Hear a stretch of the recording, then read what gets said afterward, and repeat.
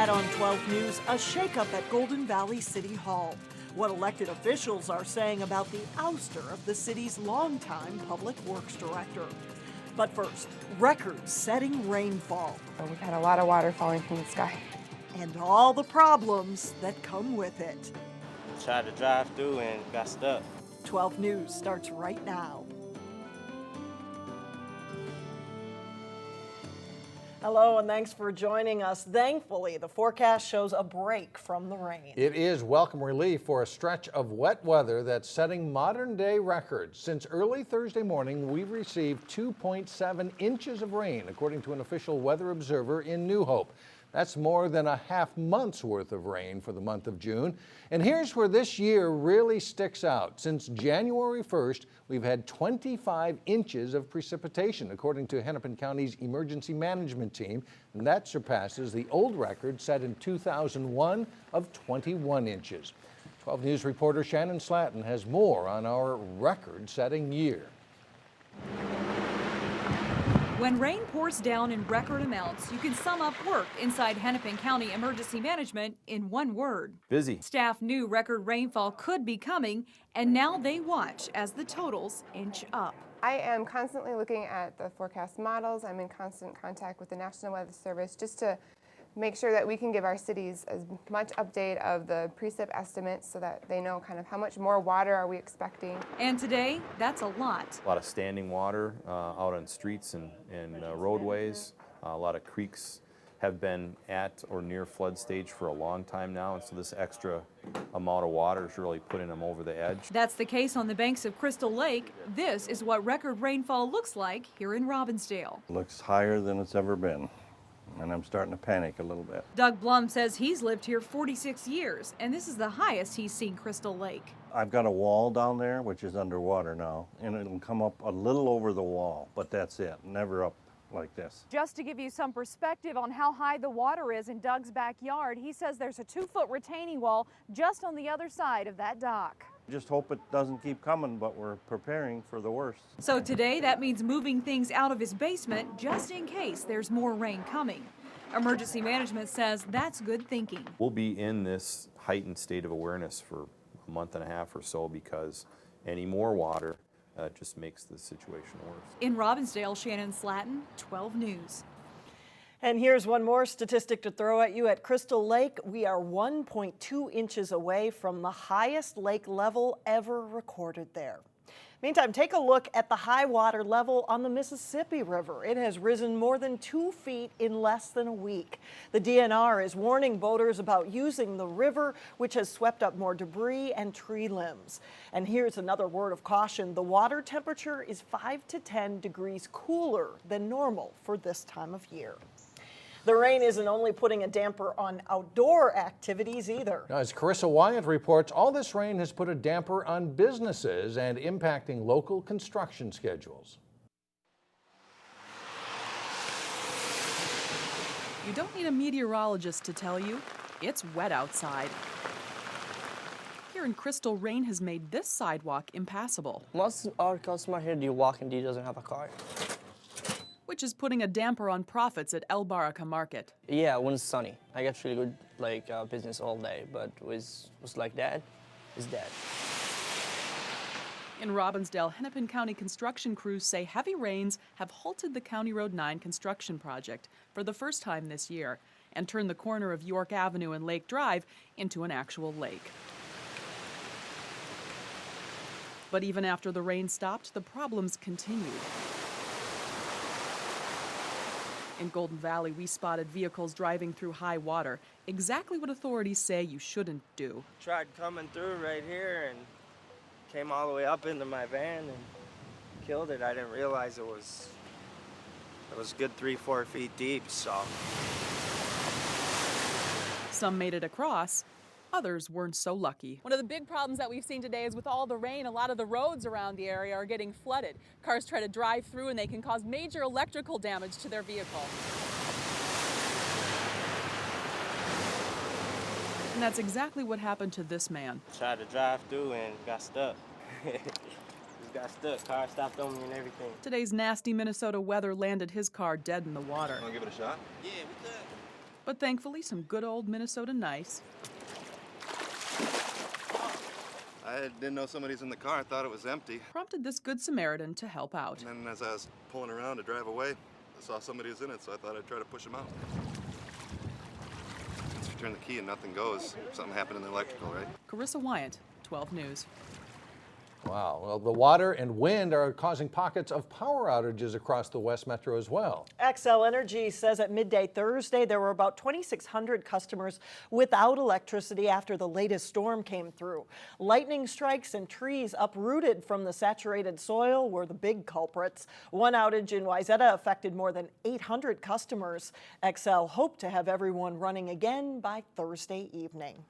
Golden Valley's longtime public works director has been let go in what city officials are calling a reorganization at City Hall. It will result in the elimination of 2 positions, and Delane Cleveland joins us now with more on that. Delane?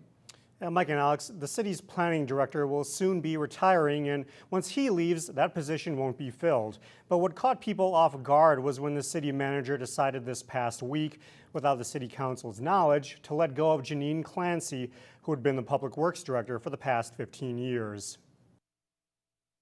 People's streets are going to continue to be swept.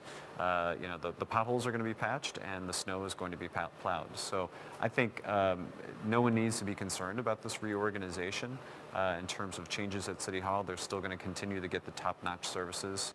Mayor Shep Harris says the reorganization that led to the elimination of Janine Clancy's position was part of a decision to put more of an emphasis on economic development by combining the public works and community development departments. But the move by City Manager Tom Burt took many by surprise. However, in an executive session today at City Hall, the council did a performance evaluation of the city manager and determined he did nothing wrong.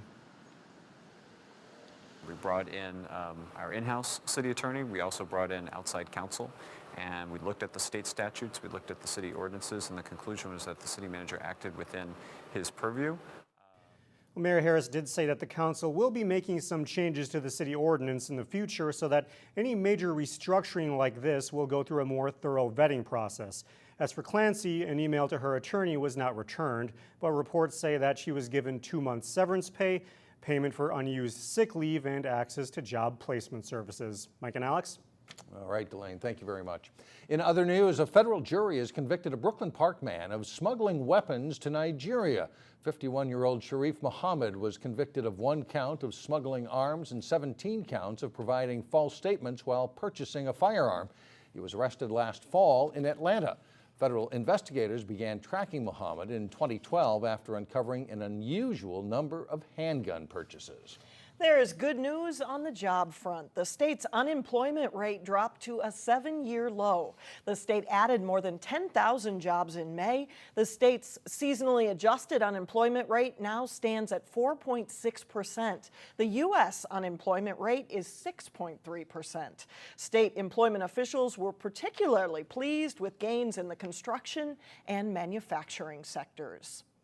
Students planning to attend state colleges and universities can expect undergraduate tuition costs to stay the same. It's the 2nd year in a row undergraduate tuition will be frozen.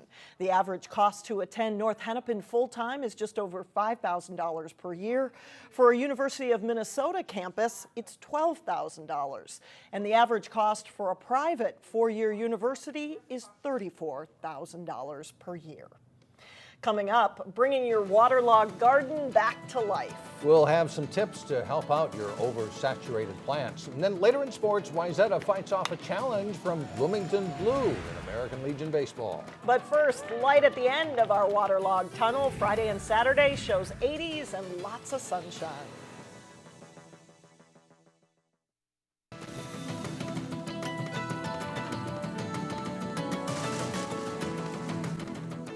A recent rainfall is causing all kinds of problems for plants and flowers. Reporter Sonia Goins goes in the garden to show us what to do with waterlogged plants.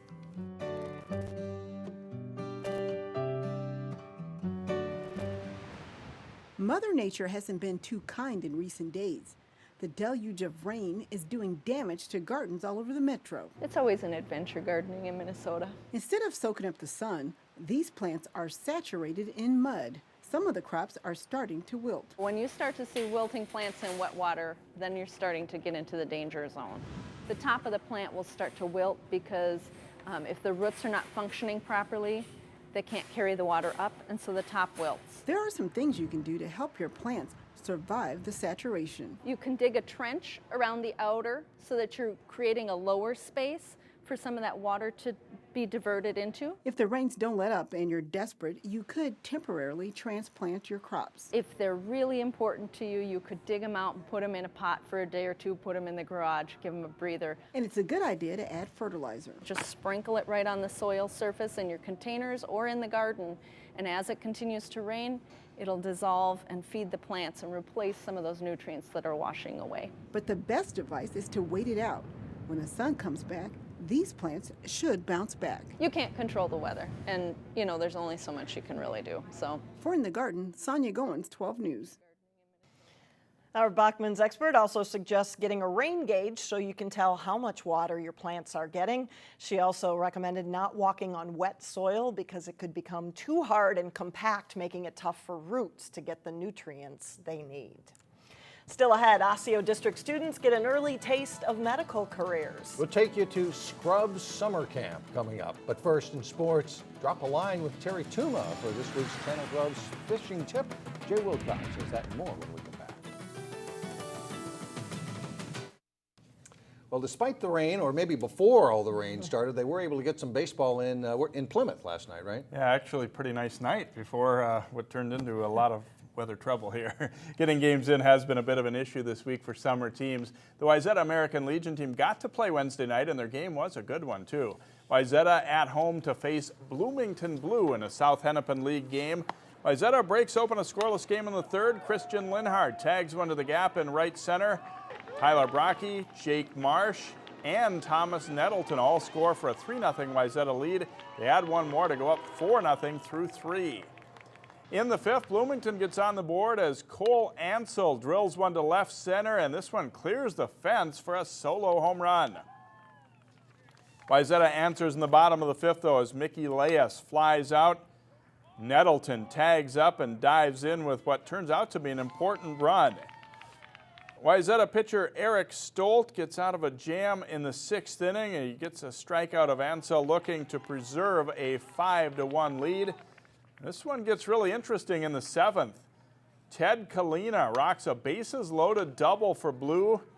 It clears the bases, and they pull within a run, but that's how it ends. Wayzata takes a 5-4 victory.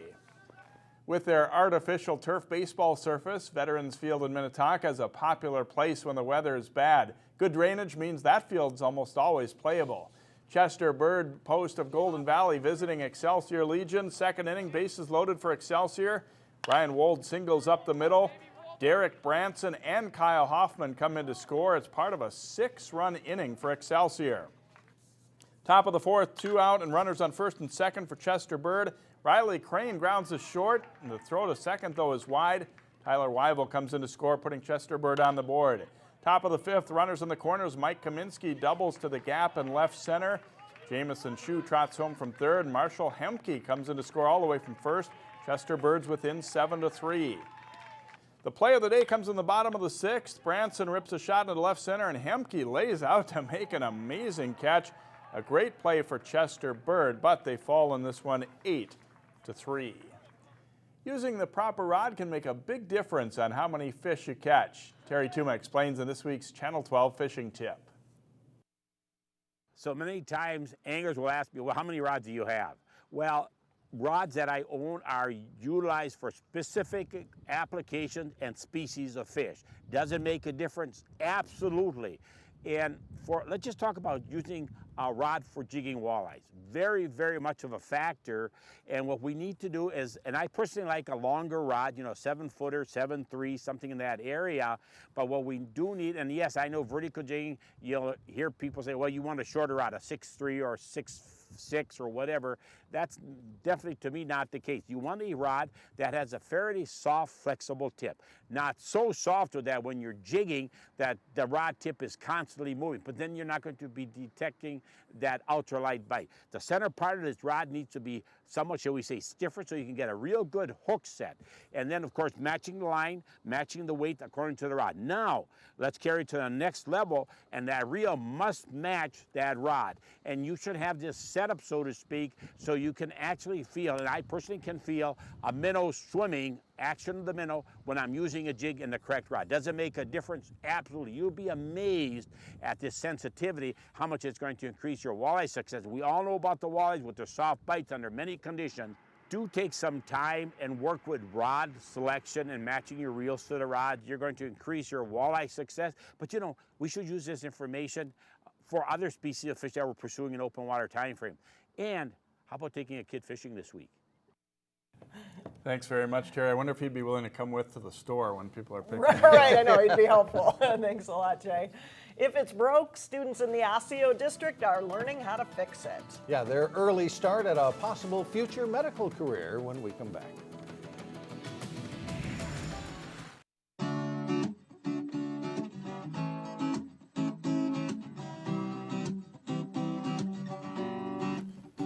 Some 7th and 8th grade students in the Osseo district are getting a head start on their future. They are getting a taste of medical careers at a summer camp called Scrubs. I'm going to have you take what we call manual stabilization. So can you stabilize this arm for me right here, Claire? Yep, and I want another arm right here. In this case, 7th and 8th graders were learning how to stabilize a broken arm. And some of these young people, they say they want to be nurses. At least one wants to be a veterinarian. But this is a way to get some early hands-on training. You get to train on saving people's lives and just get ready if anything happens in the future. One day, if you want to go into the health field, then you'll know like how to put on a cast and splint and know how to do CPR when someone's in trouble. And if this works out for them when they get to high school, they could actually enroll in Osseo's emergency health care program, and that could lead to jobs as a nursing assistant or EMT or something else, perhaps in college, perhaps medical school, who knows, right? Yeah, good skills for 13 and 14-year-olds to be learning, too. Absolutely, some good experience and a taste of what it's like. That's it for now. Thanks for joining us, everyone. We'll see you back here at 4. Community Corner is coming up next.